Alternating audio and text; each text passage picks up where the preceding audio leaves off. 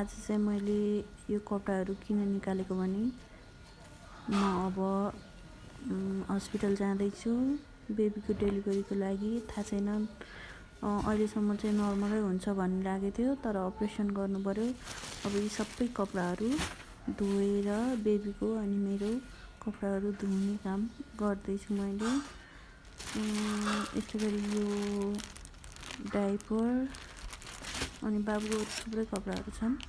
बाबुको नानीको अहिले अब यो डिटोलले धुने, पुरै क्लिन गर्ने सबै कपडाहरू। अब चाहिँ मामा भान्जा भएर बेबीको कपडा धुँदै हुनुहुन्छ डिटोल साबुनले, सरी डिटोल लिक्विडले, किनभने ब्याक्टेरिया हुन्छ नि त नयाँ कपडामा। फुपूले कपडा ल्याइदिनु लन्डनदेखि, त्यही कपडाहरू पनि धुँदैछौँ। अनि यहाँ लिएको पनि नेपालमा एक्स्ट्रा कपडाहरू पनि पाँचजना मामा भएर धुँदै हुनुहुन्छ। लेट्स सी अब के हुन्छ।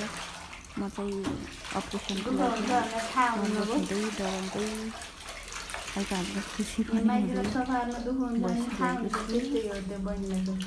भान्जाले चाहिँ टालो पनि नयाँ कपडाको टालो किन च्यात्नु भयो मान्छे भन्दै हुनुहुन्छ।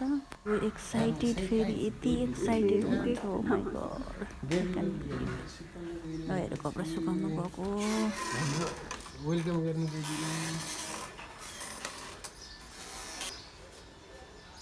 फोटोसुट पनि नगरिदिने, छिप्पटी कालो आछ।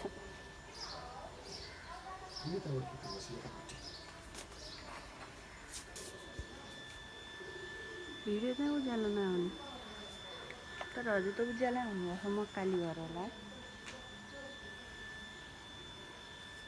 अब यो कपडा सुकेपछि हस्पिटल ब्याग रेडी गर्ने।